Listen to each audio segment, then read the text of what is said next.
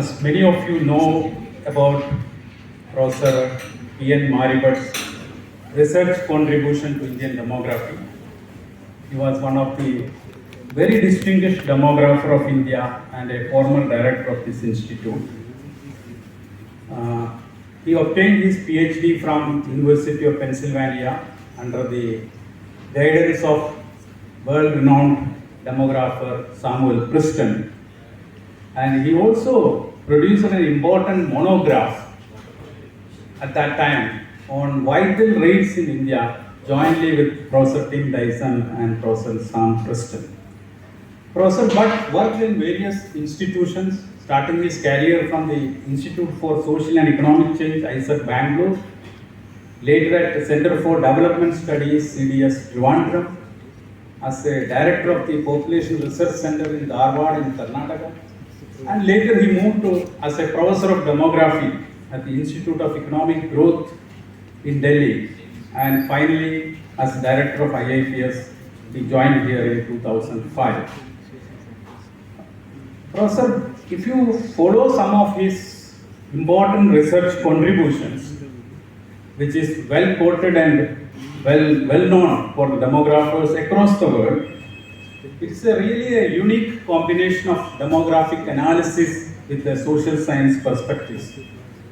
He worked on a wide-ranging issues. In fact, he was a pioneer in estimating the fertility and mortality for the colonial India and also on the early decades of post-independence. His work on fertility is widely known, and fertility and its relationship with women's education, gender differentials, fertility and religion. That was one area in which he has contributed a lot.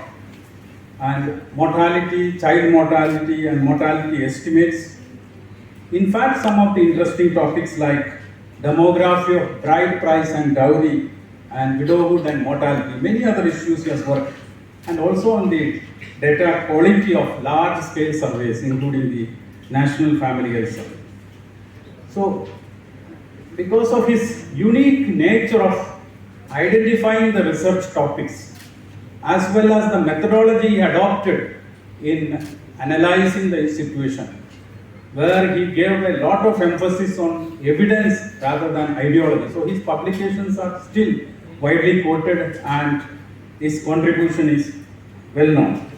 And many of us who closely worked with him when he was here, we remember him for his simplicity, humility and academic brilliance. So it is also an occasion to remember this very illustrious demographer who has contributed immensely to Indian demography and also to this institute. And to deliver this 15th Prof.MariBhat Memorial Lecture, we have another very distinguished researcher, Professor Lalit Dandona. He is arguably one of the best public health researcher in India. Professor Dandona is the distinguished research professor at the Public Health Foundation of India, PHFI, and also Professor of Health Metrics Sciences at the University of Washington, Seattle. Many of us are familiar with his large research contributions and publications in a high impactful journals.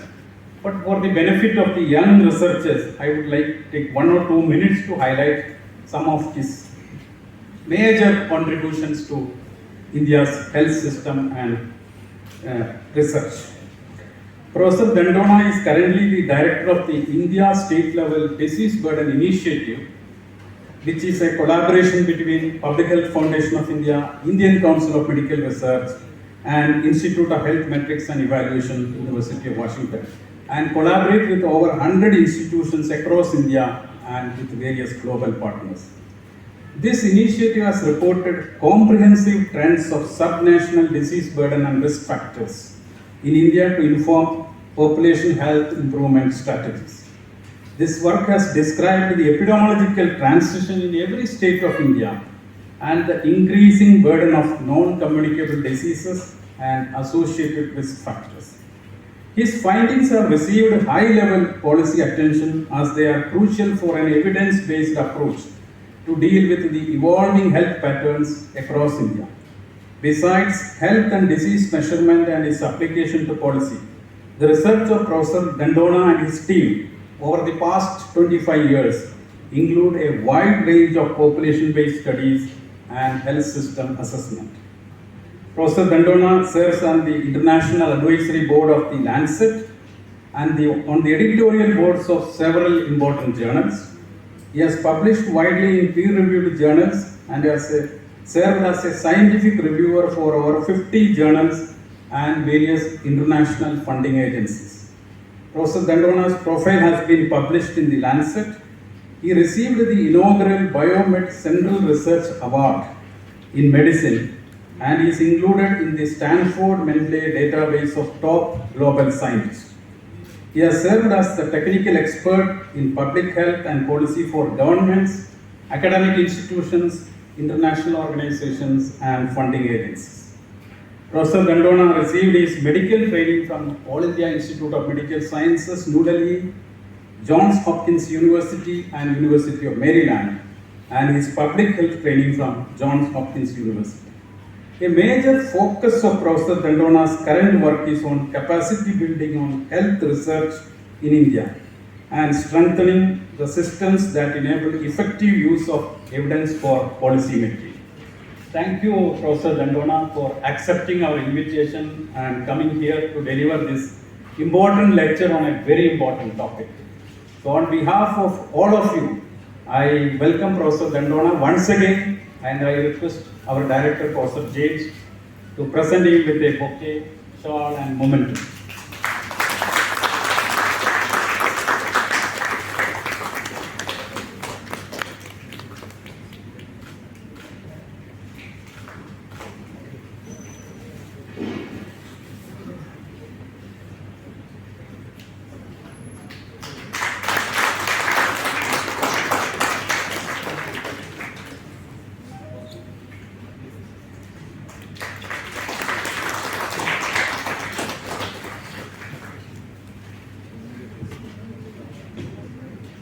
Now I request our director, Professor James, to chair this session and also for his introductory remarks.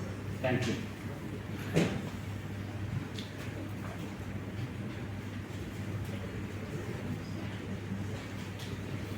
Professor Lalit Dandona, Professor T.V.Sekher, distinguished invitees, my faculty colleagues, staff, students, and friends. I think it is indeed a great pleasure for us to welcome Professor Dandona not only to this lecture but also to IIPS, because he has been a great friend of IIPS for a long and continues to be associated with many of the members of the faculty here.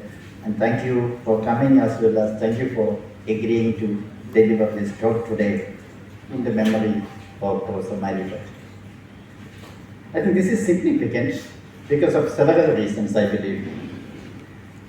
One, perhaps I would think that MariBhat, perhaps from his PhD thesis onwards, has been dealing really to understand what is the situations at the local or the state level in India.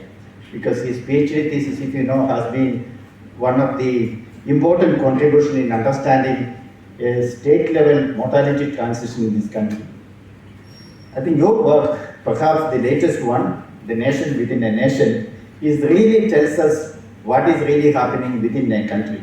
It is, India is a big aggregate.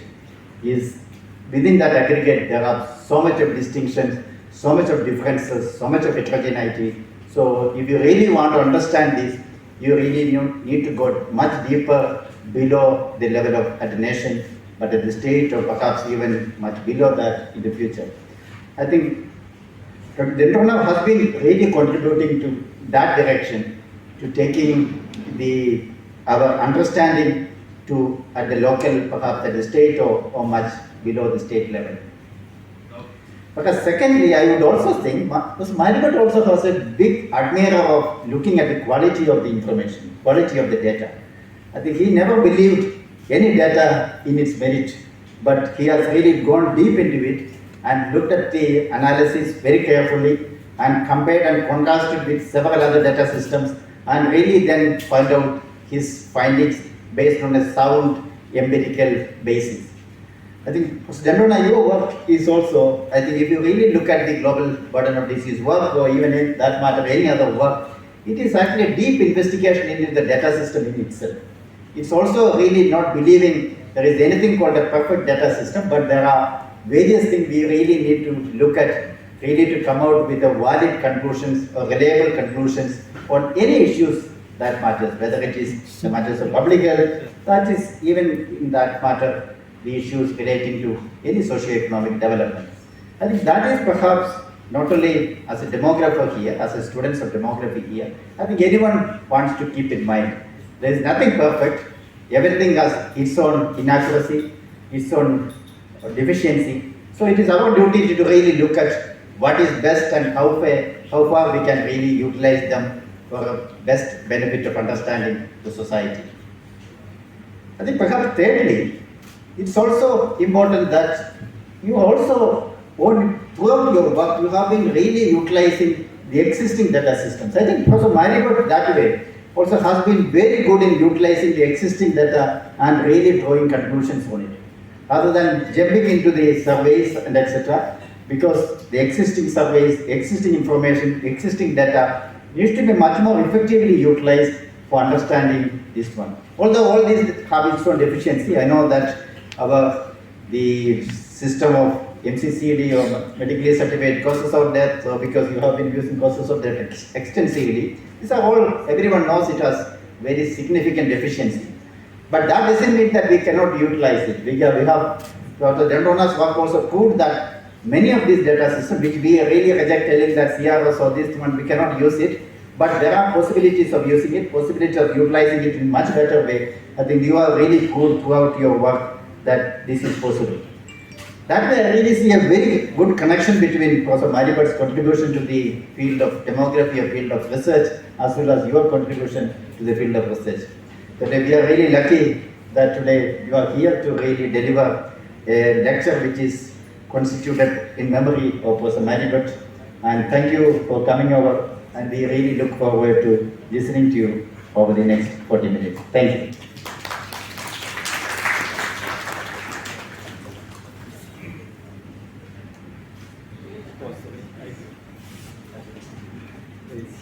So we will now move on to the next most important aspect of today's lecture. Let me now invite Professor Lalit Dandona to deliver Professor 15 from P.N.MariBhat Memorial Lecture. Over to you.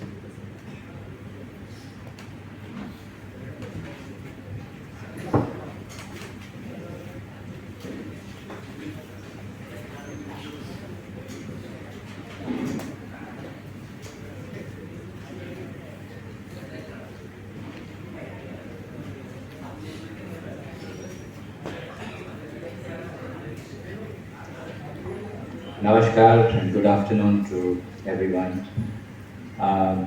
Professor Sekher and Professor James, they have been very, very generous, I would say. I was thinking for a moment, is that me? But very kind of you. I'm very delighted for that to be here. As Professor James pointed out, I've had a long association with many colleagues here. Professor James himself, he's been a sounding board for us for many of the mortality, fertility, and demographic issues for the past many years. And we have colleagues here who have been trained at IIPS, and I can see faces here who trained here, worked with us, and they're back here. So this has been a religious space as a special, IIPS as a special place in our professional association. So I'm very delighted to be here, and particularly honored to be invited to deliver the Professor P.N.MariBhat Memorial Lecture. Professor Sekher and Professor James have given you a fairly extensive background on what Professor MariBhat's contributions were. So I will not spend a whole lot of time in that. And Professor James also was very kind in listing out perhaps overlap or similarities in the approach. So I'm very thankful and grateful for that analogy. the reason for me to choose this topic today, the estimation of subnational demographic and disease burden trends in India. This is based on about 7 or 8 years of work that we've been doing, intensive work in this area. And 2 points I want to make related to that. This builds upon the work that our teams have done, population level research over the last 20 years, 15, 20 years prior to that. But the other point I want to make is that there was a reason to select this topic. One was that IIPS is, many of us believe, and I strongly believe, IIPS is in India, the gold standard for demography. And we are very proud to have this institute here as part of our country's academic and social system. Population demographic estimates, mortality, fertility, and the population forms the basis of disease burden estimation. Disease burden is not in isolation of the population structure. And as you will see through the content that I go through, it's fundamentally important. So a robust estimation of those demographics is a prerequisite for any reliable disease burden estimation. Secondly, I had also thought of saying that Professor MariBhat was very keen on including all available data sources and examining them thoroughly, as Professor James had pointed out. And we have tried to use that approach for the disease burden estimation work that I'm going to present to you. I want to point out before I go further that this work has been possible through a very large collaboration. Over 400 collaborators, very well established experts across the country from over 100 institutes, and including IIPS and many other institutes, but also globally. So what I present to you is the work of a large team. I've had the great privilege of steering it, but this includes contributions from a large number of people. I will not go through too much of the content of what Professor MariBhat contributed, as it has already been mentioned earlier.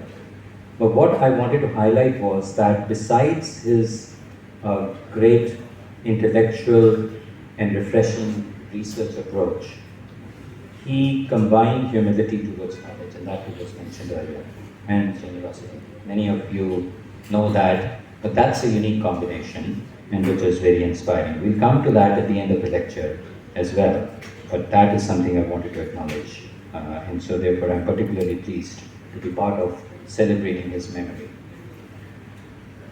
The India State Level Disease Burden Initiative, or the GDB India work, that's the names are interchangeable, was started some 7 years ago after a fair bit of discussions with major stakeholders. Initially started with ICMR, PHFI, IHME, but along with the blessings of the ministry, but also very soon engaging institutions across the country. The idea was that while we have state level subnational estimates for some things, we don't have comprehensive estimates of diseases and risks across the country at the state or subnational levels. Of course, it wasn't that no data were available. Data were available, estimates were available for some things. But to put it in a framework and do it in a systematic, consolidated manner was the objective. And through a lot of discussions, we all agreed that the global burden of disease study approach would be suitable for that, because that attempts to put it all in the same framework. I summarize here a little bit about what has happened so far, and then I will go through briefly the methods and some findings I'll share with you to give you a flavor of what's possible through this approach. I will end with listing out the opportunities, because this is an ongoing work. This is not like the biblical truth, so to say. It's an evolving work where refinements of estimates are not only possible but are desirable, with better data inputs, better inclusion of capable young researchers across the country, So all that possibility I'll come to at the end to wrap it up. This work is driven by a number of expert groups, and one of the other salient features is that all of the outputs are led by the India experts. While we have a significant global collaboration, it's important to point out that it's driven by India expertise, and we are very happy about that this is possible. Just to give you a sense that we have planned for this work, we initially planned for this work not to be only an academic exercise. Any work, research, especially in the social sectors, for it to be useful, must link with some decision-making policy. So we have made efforts for this to be linked with high-level policy from the very beginning. Of course, lots more needs to be done, but that is part of the effort. The academic work plus linking with decision-making and policy. This is a listing of all the major publications from which I will extract some of the findings to share with you a flavor of what we've done so far. The methods robustness is fundamental to the value of any research output. Professor James mentioned that, and that is widely known by all of you. And that is something with which I would like to start. So the methods that we have been using as part of the GDB work have been evolved over 30 years, and they continue to be refined every year. We have the big advantage that we see of this approach is that it consolidates all of the mortality here on the upper left corner of this flowchart. Use the pointer here. Mortality estimates in children and adults. I'll go through that in a little bit more detail subsequently. Then, what are those deaths due to? Unless you know the cause of death, you cannot do much about that to reduce premature mortality. So, fairly extensive methods to arrive at the best possible cause of death estimates from to superimpose on the mortality. Then there is a big chunk of methods which aim to estimate the morbidity. That is, people don't just die of diseases, there is an ongoing suffering or morbidity, which is a disease burden. And it's increasing with aging populations, and this is fairly complex, but this is an important part of this estimation process. And finally, in the lower left corner, you have the risk factors. Unless you know or try to determine what the diseases are due to, you cannot do a whole lot about it. You can perhaps intervene at later stages, but if you have a good understanding of the risks that are driving the disease burden pattern, you can intervene earlier, and therefore it can, in the population health perspective, that can be more effective. But we have to acknowledge that all of what determines disease cannot be understood in its entirety by known risk factors. But at the same time, it's important to try to do that. All these four pieces of components of the methods are then assimilated into summary metrics, and I will go through them in the next slide. These are the key summary metrics from this approach, which tries to comprehensively estimate the various dimensions of disease burden. We estimate that the demographic estimates include the age-sex specific mortality, the various mortality rates and ratios, TFR, age-specific population, it's already covered here, life expectancy and healthy life expectancy. And then in the diseases, we have a full range of incidence, prevalence, but also severity levels. Unless you know the severity levels of the diseases or estimate them, it's not possible to have a robust estimation of the burden that they are causing. So a lot of effort goes into that. then the deaths and years of life lost due to premature mortality, then years lived with disability from each disease, and then combining the premature mortality impact and the disability impact, a summary metric, which is the disability adjusted life years, which allows comparison of the burden across various diseases and risk factors. So it's a neutral metric, which is very helpful in decision making. Risk factors, we estimate population level exposure to the levels of each risk factor, and we estimate deaths, the YLS, YLDs and DALIs attributable to each risk factor. Very important. But also important to note, not only to each risk factor, but through which disease. If you can get estimates of this risk factor causing this is caused so much of the disease burden due to ischemic heart disease is attributable to this risk factor, that's very important information to have. We have then more recently been working and producing estimates collectively through this collaboration of sub-state level geospatial estimates based on, for some indicators and diseases and risks, we have data available which allow us to do that. So we've been attempting that, and we have mortality and risk factor exposures at sub-state levels for some conditions. Finally, I'll share with you some insights into the work that this collaboration is doing on forecasting. Now, why is this important?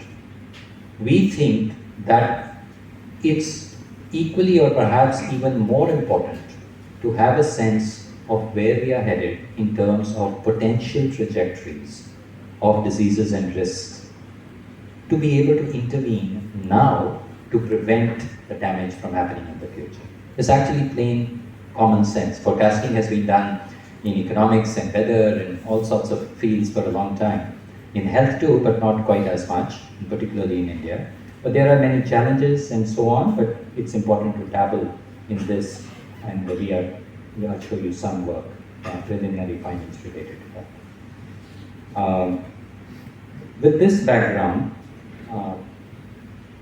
I will deep dive a little bit into the methods. I know we do not have too much time for very detailed discussion in this lecture, but to give you a flavor of what's behind this, it's important to give you some examples.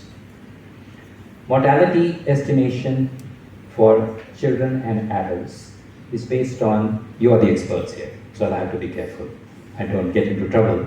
All available data sources and methods to adjust for aberrations, and then the causes of death, which I'll describe a little bit more subsequently.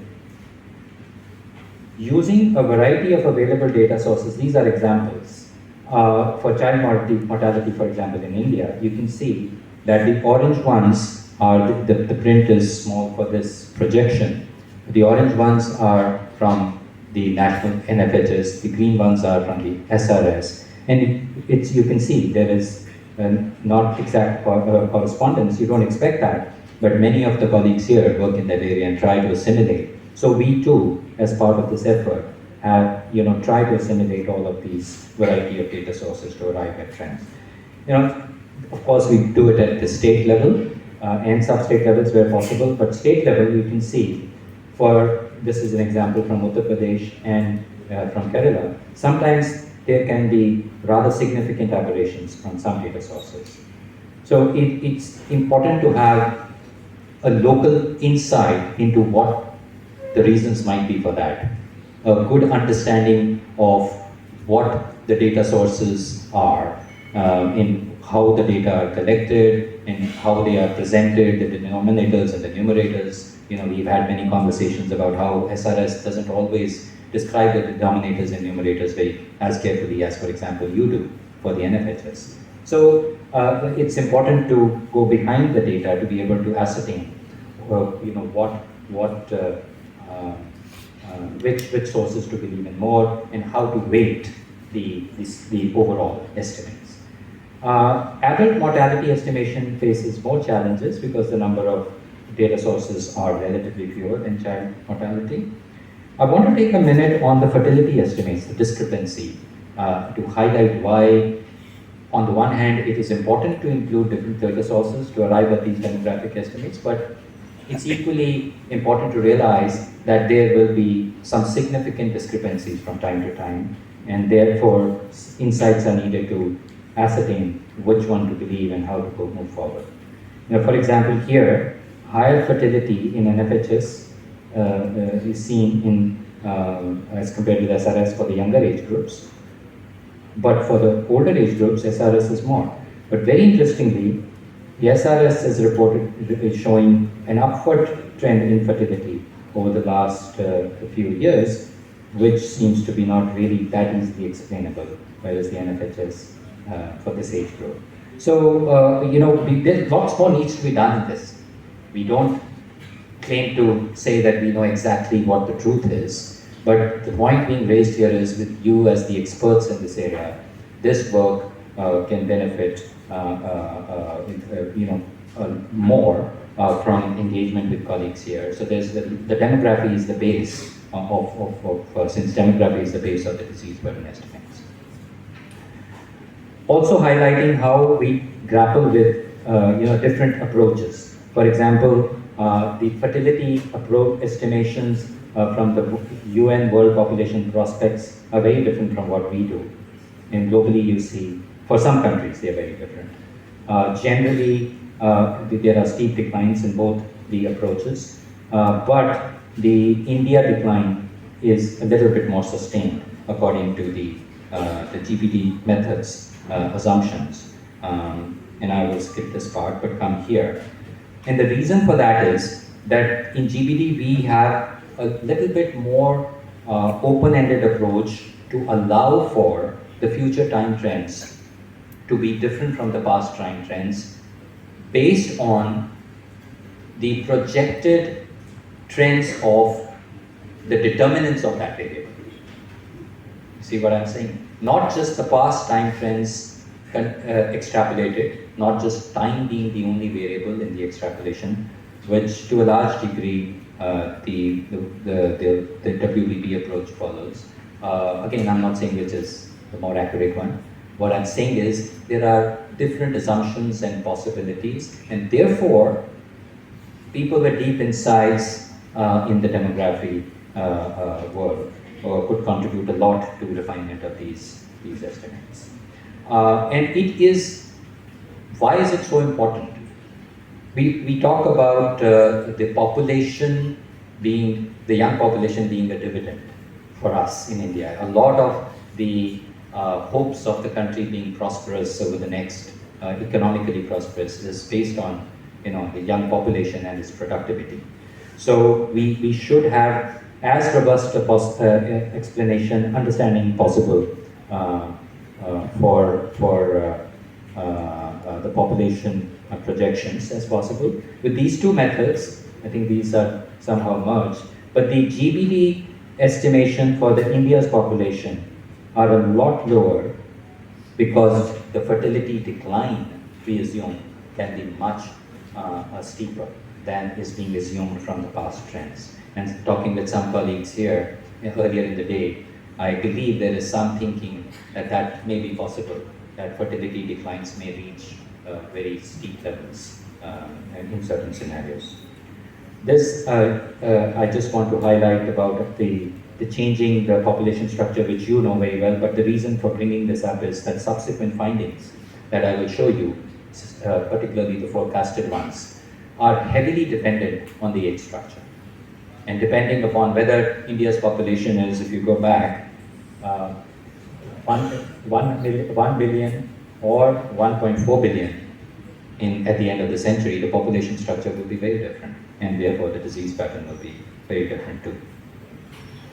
Causes of death is the second part, where I'll address briefly the methods. I'll have to rush a little bit and be careful not to spend too much time on a few things. But the causes of death approach, I just want to highlight here, is very challenging for India because of the data sources being weak. This is a very, very crucial gap, because still, even with increasing morbidity, increasing aging already, 2/3 of all of the disease burden, the tallies that we calculate currently for India are due to premature mortality. 1/3 is morbidity. That will change, but even we estimate in 2050 or later, over half of the disease burden will still be due to premature mortality. So if we don't have a good handle on the causes of death, we really will be guessing a lot. The SRS data are the only major national data source that are usable. Verbal autopsy. Verbal autopsy has its own limitations, but that's what we have to do. There are significant lags with the reporting of those data. MCCD data are only reporting, as of now, 20% of deaths across the country, causes of death. Of all deaths, only 20% have MCCD cause of death assignment. That too with a fair bit of questioning about the quality of those assignments. But I hear from research being done by colleagues here that in some parts of this country, I heard the example of urban Maharashtra, for example, MCCD is going up. So a lot more depth is needed in understanding the causes of death, and it should be possible as young researchers get more engaged with this. I will not spend time on this. There's many steps in this, sorting out of the data, smoothing. This has to do with the quality assessment and the robustness of the methods, which is fundamental, but we won't have time to go through all the steps. I also want to make a point related to how do we estimate a certain variable when data are weak. There are two options. One, you can give up your hands and say, okay, I can't do anything. The other is you can get to the best possible estimate for that variable. And when data are weak, we can use covariates, which means the determinants of that variable. If the data for that particular variable are weak, but the data on the determinants is reasonable, then that can inform the potential estimate of that variable. And that is an approach we take across the GPD approach, because data are weak, and I will list out many weaknesses. And therefore, I would also like to point what we show you are the best estimates. We never believe that they are the final truth. That's always important to acknowledge. This I can skip, the divergence of the data sources. I think we need to move a bit faster. Morbidity, again, there is a number of steps. Besides extracting the relevant data from various sources, adjustments to make them standardized, for a common framework analysis, estimation of not only the prevalence of an incidence, but also the severity distribution, as I mentioned earlier, then estimation of the disability weights for each severity level of a disease. We have to make a lot of assumptions, and this can be based on some evidence, but more evidence is needed from India to arrive at better morbidity estimates. There are then adjustments need to be done for comorbidity and so on. So disability weights is an important part of this exercise, and while it's based on, we currently use the estimates from a survey done in different countries on preferences from among different health states. A lot more is possible in this area. So I'm highlighting areas which can be improved further. Risk factors. I want to take a minute to describe the methods behind risk factors. We first measure or estimate, we don't measure, we estimate based on all available sources the best possible estimate of a particular risk factor exposure at the population level. Then through data, extensive data from across the world, we arrive at relative risks. That is, how much of a particular disease can be attributed to a particular risk. And those data are global because these data are difficult to come by, and you will never have relative risk data for everything from any country. And then we arrive at population attributable fractions, and finally the burden attributable to each risk. And then there are several intermediate steps like mediation and multiple risk factors and so on. So that complexity is handled, but that's a simplified version of the methods for risk factors.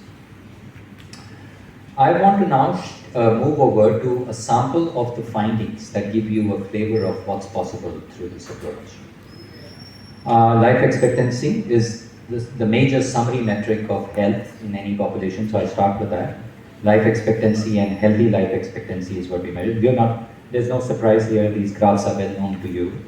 But the point of highlighting this is that, there is well known that lots of variation between the states, but overall, India could be much better than where we are currently. Behind that life expectancy and the healthy life expectancy, we need to understand the disease burden, what is contributing to a reduced life expectancy. And this is the epidemiological transition that Professor James earlier referred to in his introductory remarks. What you see on the left side here is what the situation was in 1990 based on the estimates of this work. More red means, yellows and reds mean, pinks and reds are that the contribution of communicable diseases is more than half of the total disease burden, DALYs. Blues means that it is less than half, and the deeper the blue, the further down the proportion of the communicable diseases. What you see is, in 30 years ago, every state of the country except two, there was a dominance of communicable diseases. But already, we first reported this in 17, and this map was not too different. Every state of the country now has actually less communicable diseases than NCDs and NCDs.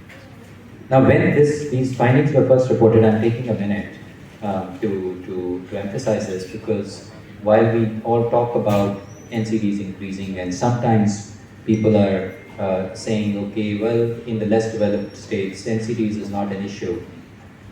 But it turns out that it's already dominant, and I'll show you a bit later that it's increasing at a faster pace than the NCDs, than in the more developed states. So that train has already left the station, even for the less developed states. And when these findings were first presented in 2017, I remember, I think it was Professor Vinod Paul, who said, wow, we didn't think that this had already happened. So, there is a value in summarizing things with consolidating things, which remind you that, where are we in the bigger picture. Of course, the disease burden per capita is age standardized is higher here, that's well known. But the point here is that its age standardized DALY rates in India are much higher than in some of our other countries where we compare, with which we compare ourselves. So there's much scope for improvement. In order to do something about improving life expectancy, healthy life expectancy through reduction of diseases and risks, we need to know, tease apart what those communicable diseases groups are, what the non-communicable and injuries. We don't have time to dive into all of the details, but without doing that, and without doing that for the state level and subject levels, you cannot really make a whole lot of impact. You can try, like we have been trying for many decades, and you'll make some impact. Improvements have happened, but improvements can certainly be more rapid and effective if we have more localized subnational estimates, and that's the attempt of all of this work. If you look at leading individual causes, how they have changed over the last 30 years, in fact, this turns out to be somewhat surprising to many people. For the country as a whole, neonatal disorders is still at the top. Ischemic heart disease and chronic obstructive lung disease are shooting up, and some other non-communicable diseases and injuries are coming up, but some of the communicable diseases are staying. So, it's important to realize that we should not be swayed, the pendulum should not swing from one side to the other. A balanced, complete picture of disease burden for every state is necessary, and that's what we'll try to understand in the next few minutes.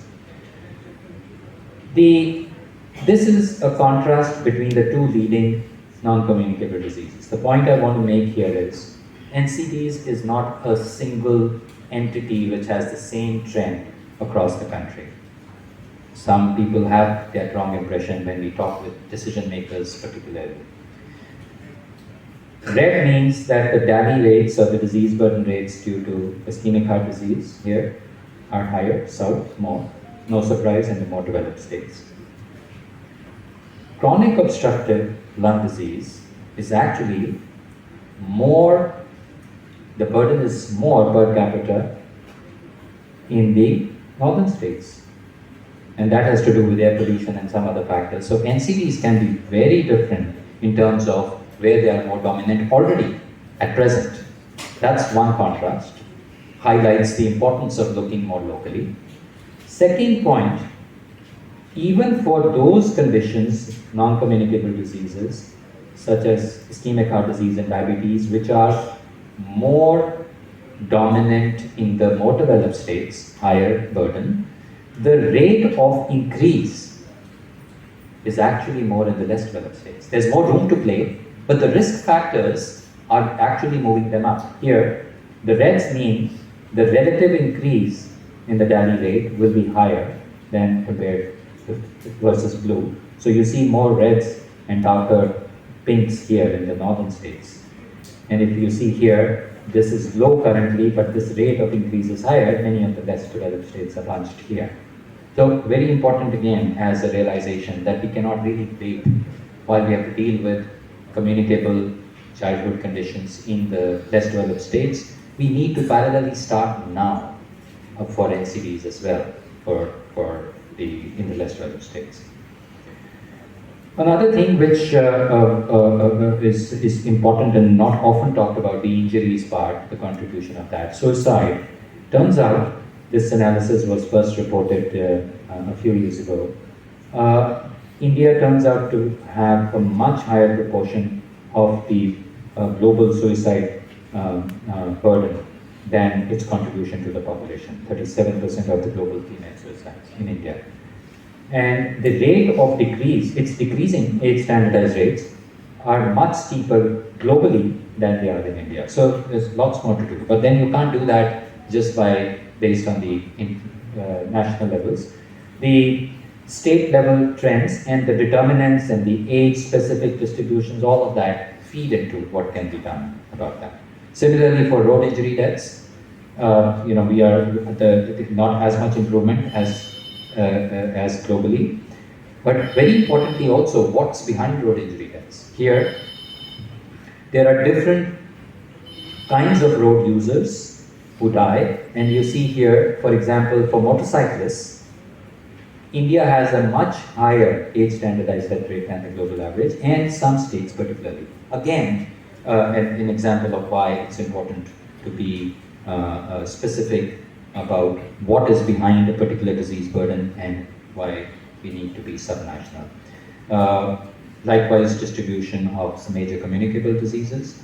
You all know this, under 5 mortality rates are improving and there is a big variation, and that's not the point of what I want to share with you. The point is here in the next few slides.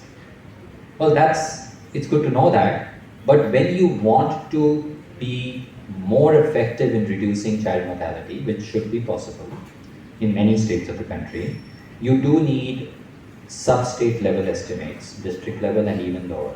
So the GDB India work has been engaging with the geospatial modeling, and I want to take a minute to share that with you. There is detailed methods behind it. I believe we will not have time for that, but for those of you who are interested, I'm happy to get into this with you. We reported based on the methods in the previous slide, sub-state level, the district level, and actually the pixel level, but the district level is important for this discussion. Under 5 mortality rates, how they have changed over about 2 decades. Of course, a lot of improvement. As you see, the reds are becoming less red, and yellows and blues, which is less under 5 mortality. But we then compared the projected these to 2030 and compared with the SDG target of 25 per 1,000 live births. And we found that within states, the heavy burden states, there's a lot of variation. No surprise there, but you need to know where the burden, where you need to intervene more, and even within the heavy burden states. And geospatial modeling, or I know many colleagues here have an interest in small area estimation, but this is something which we are developing extensively.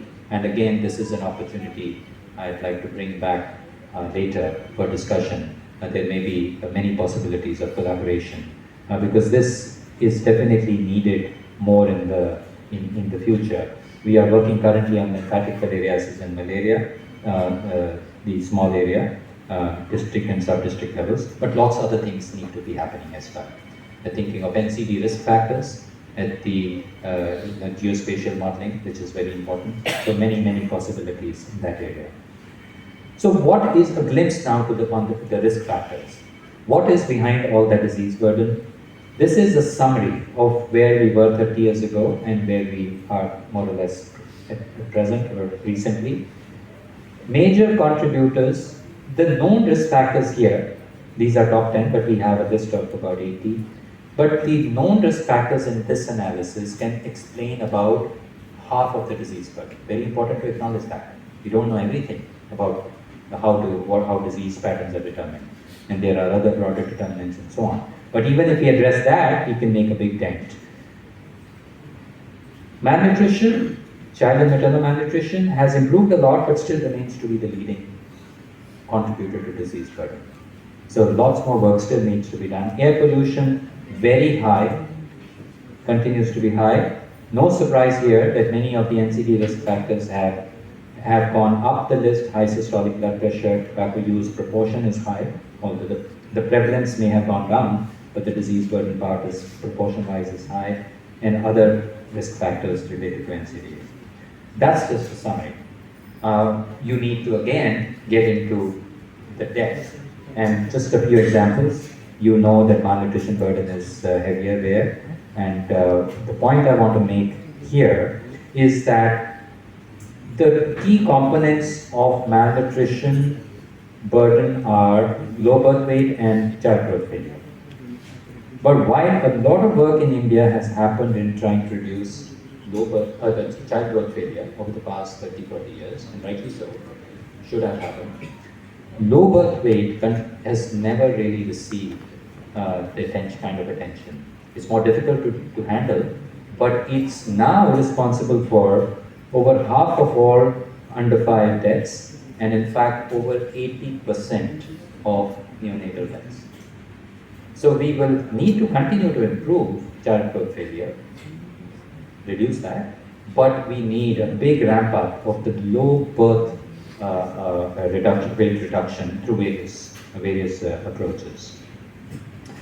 Again, this is an example of geospatial work, sub-state level approach that was applied to child mortality. Similarly, of course, methods are slightly different based because the data are different, but again shows stunting projections versus the targets set by the global targets, which seem reasonable. There are gaps. The red means there will be a gap of 10 percentage points from where we should be. No gap means that we would have met that target. You can see that even within states there are problems, variations, and across the country there is a high level of variation. You may not be surprised to see the variation, but we need to know where, what. Without that, it's all just theory, and you cannot really intervene. And then you have to dive again further deeper. Even this is an example, not the only approach that's possible. Here we estimated the current prevalence level and the annual rate of reduction. So the current prevalence level is high and the annual rate of reduction is the lowest, is the red. Current prevalence is low and the current annual rate of reduction is high, is the blue. So reds is where you need the most intervention. Of course, it's simplistic. You need a lot more nuance. But these are approaches that are possible and could be used when you have estimates at district and sub-district levels. Air pollution, I want to take just a minute because there are two major contrasting trends that are behind what's happening with air pollution. The outdoor and the indoor. Northern states are heavier. Outdoor or the ambient air pollution, the age standardized deaths attributable are in fact been increasing. They have been increasing, whereas the household have been decreasing. But as compared with the world, we are really one of the unique countries where that is going up. Some other parts of the world is going up. This I can skip. I will take a minute to highlight trends for the risk factors behind the increasing burden of the NCDs, particularly CVD in this case, as an example. If you see here, the yellows are high blood pressure, then cholesterol, fasting plasma glucose, high body mass index, and smoking. Smoking is the only risk factor which prevalence-wise is going down in all levels of development, STI, socio-demographic index, and states at all levels of development. And everywhere, everything else is going up to variable degrees.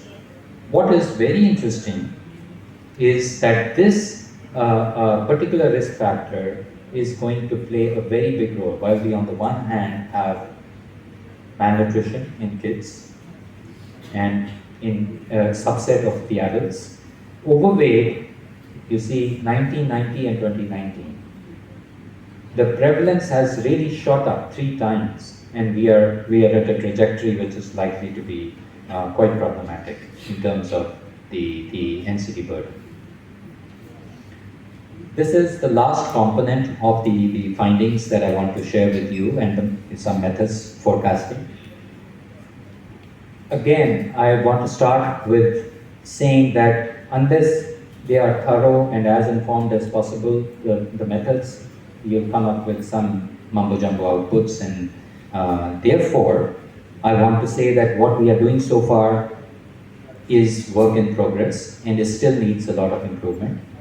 But this attempt includes estimation of cause-specific mortality in the future, which is determined not just by the time trend, which is determined by independent drivers, which include risk factors. We estimate the potential trajectory of the risks. We estimate potential trajectories of the social demographic development. And we estimate potential trajectory of certain interventions which can have a big population level impact over and above the socio-demographic development. That's the mortality forecasting, and morbidity is driven partly by the mortality trends, but also by its own independent drivers. What we find here as preliminary findings, very indicative, these will change as we refine this analysis. There's no surprise that NCDs will increase in the next 30 years, 25, 30 years. But what's interesting is what will happen at the different state levels. You see here, the NCDs will currently the burden ranges from about half to 3/4. In 2050, we estimate, this is the reference scenario, I'll come to alternate scenarios, it will be somewhere between 68% or 79%, meaning that it will narrow. The range will narrow, so we'll be hitting a ceiling there, more or less. The communicable diseases has got a bigger range, and that will narrow as well, but in the other direction. You also expect that all this will have a bearing on which age groups the disease burden will manifest. So this is a projection for the reference scenario, again preliminary indicative results, that while currently we have a big chunk, the biggest proportion of DALIs is currently in the under 5. This would have changed in the next 30 years. And importantly, the disease contribution would have changed.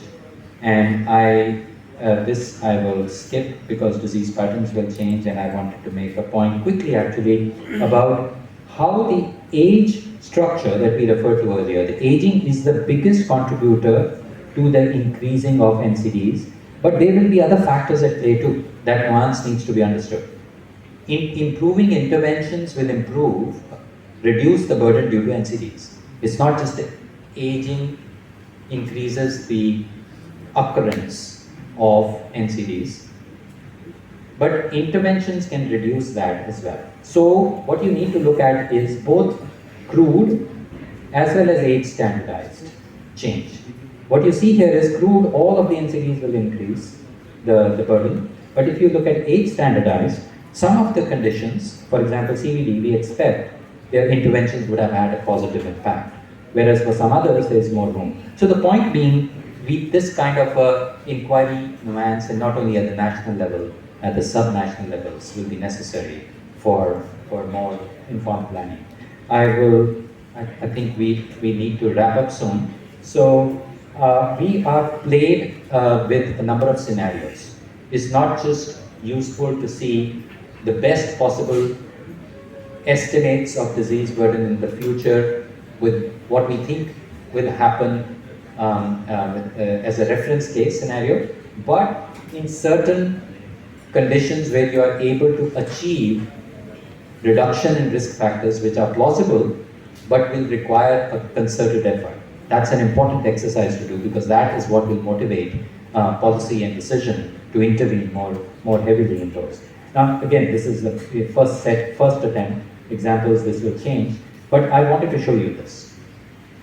The preliminary findings here, based on this initial attempt, are that if all of the major sets of risk factors behind that, air pollution, malnutrition, wash and modifiable NCD risk factors, if all of them meet a certain plausible target level, they are reduced to a certain plausible target level, you can reduce premature deaths by about 47 or 50 million by 2050.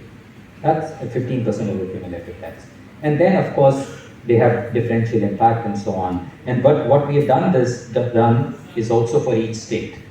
Not the country level as a whole is interesting, but what you really need to get into is at each state level what's happening. And this is very revealing.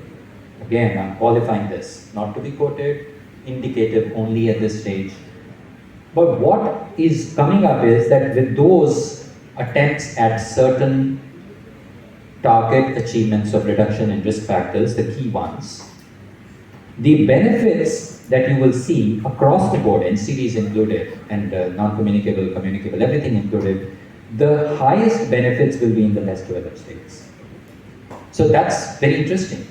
That effect will be felt more here, which has a significant impact on the equity situation in the country.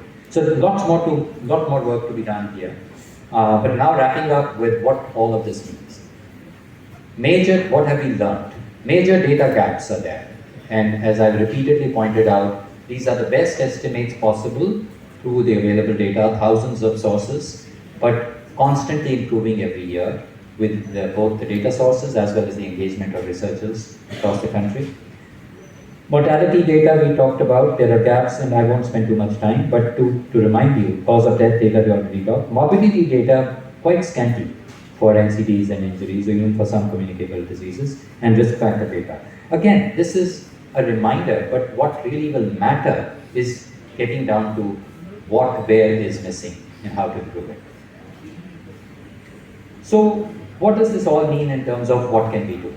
That's what really is the most important discussion to have. What are the opportunities? We can do something, there are gaps, but what more can we do to improve the understanding of subnational, both demographic and disease burden estimates that can help inform reduction of disease burden and improvement of population health in India. We have to address crucial data gaps for population health. We know that, we talk about it all the time, but what we really need is a systematic high-level push.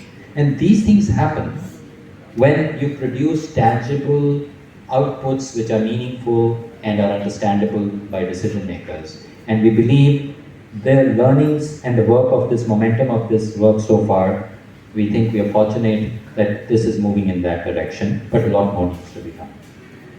Importantly, foresight and perseverance will be needed. When we are looking at improving the data gap improvements, it is not a 1-2 year project. So it is a 5, 10 and even longer project. So that is sometimes missing. But we as a community, both researchers and working with policymakers, I think we need to have both the courage and the tact to be able to persevere. That is the kind of framework we should be developing. Improving data access is a very big issue. We've had challenges, you've had challenges, I'm sure too, in your own work. The available data and the public resource data is not readily available for research. And that is improving, but that's the other important part that needs to be addressed. There's an opportunity there. Encouraging large-scale research collaborations. Now, this is not just a theoretical concept, and I say this from not only the experience from this collaboration. We have been very, very fortunate and privileged to have had the opportunity to work with colleagues across the country, highly experienced and respected colleagues. Nuanced, deep insights into population health cannot happen in isolated research. IIPS does a lot of national surveys and collaborative work, but a lot more of that needs to happen across the country. And that is something I think we need to collectively push for.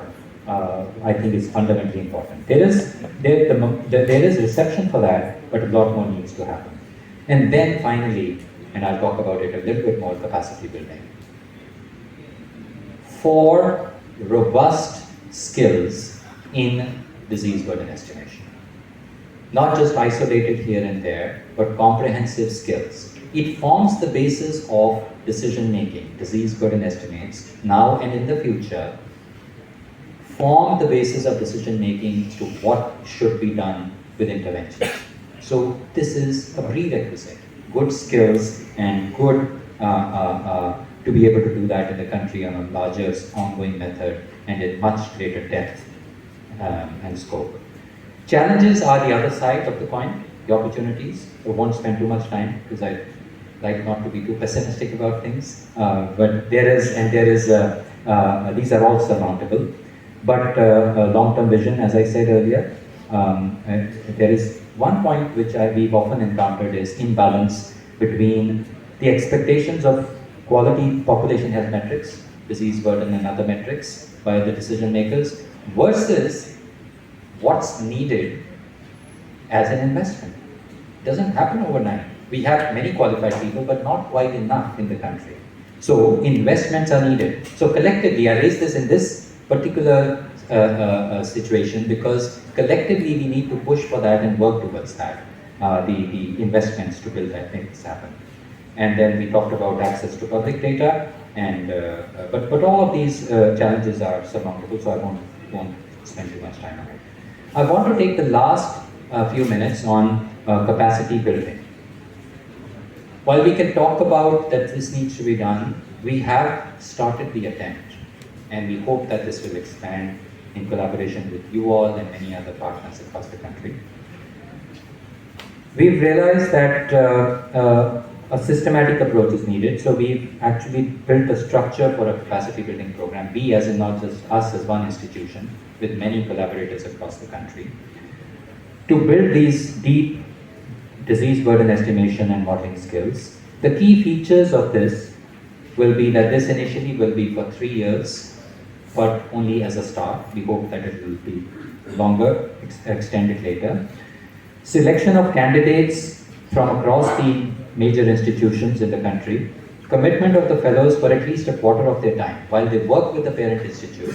But collectively, we identified areas of mutual interest where we will arrange through this collective network and collaboration mentors and skill building opportunities and hands-on engagement through a tailor-made program for those people, such that they help build the institution's momentum in that area.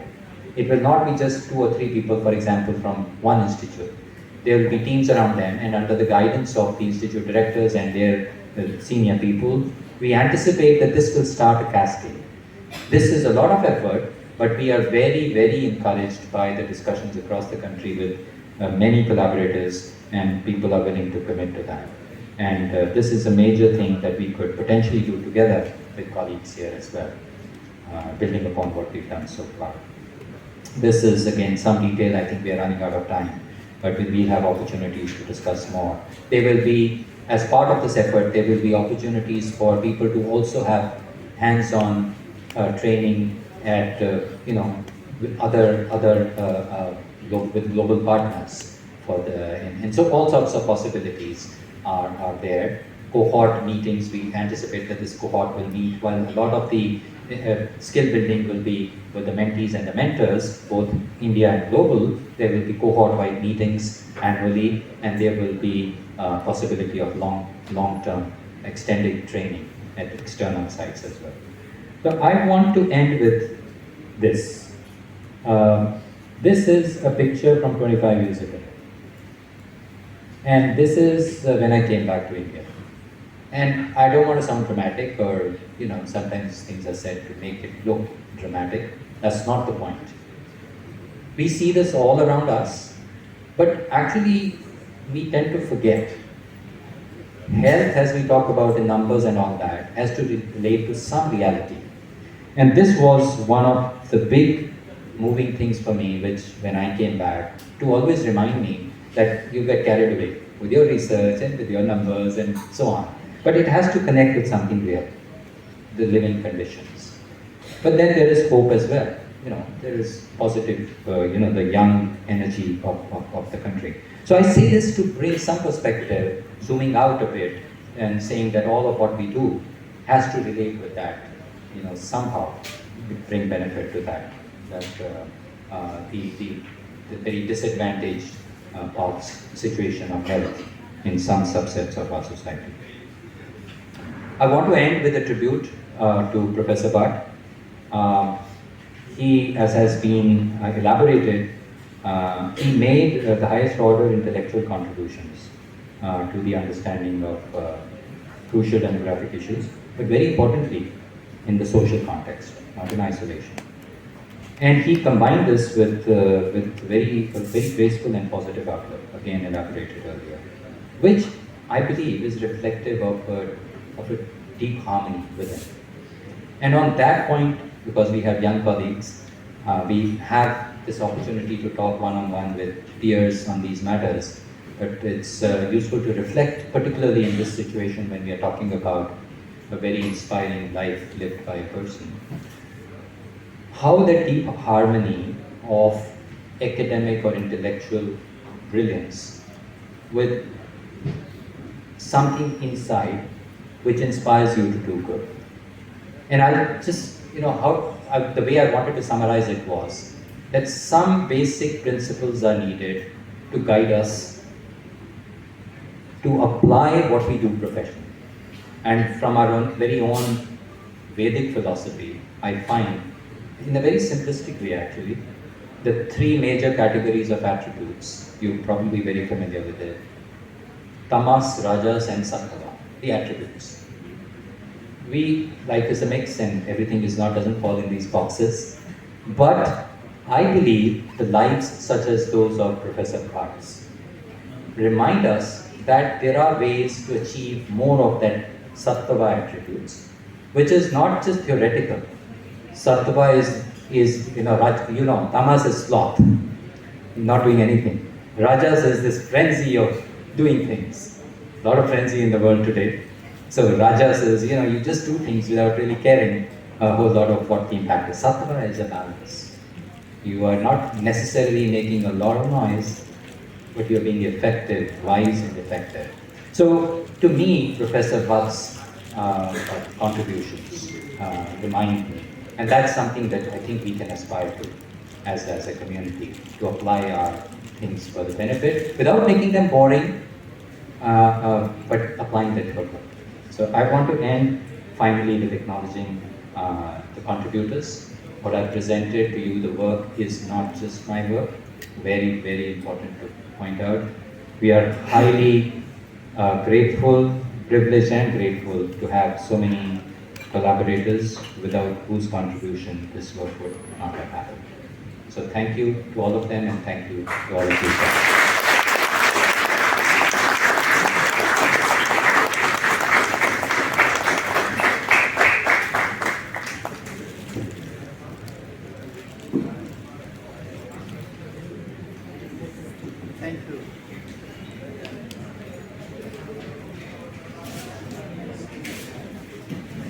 Thank you. Thank you so much, Lalit.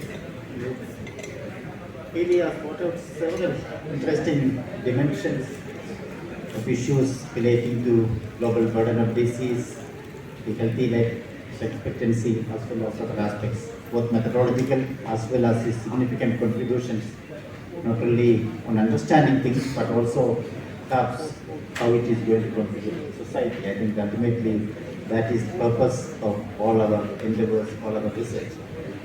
It was also brought out very importantly the collaboration which are possible, the dimensions which are unexplored, the areas where we need to invest more, and I think that way it is so encouraging for the youngsters, especially the students community here, in what are the areas they have to really dwell upon in case if you are really want to improve the estimates, if you want to really understand more nuances, if you want to really go much deeper into subnational, sub-state, and even perhaps sub-district and levels of estimation.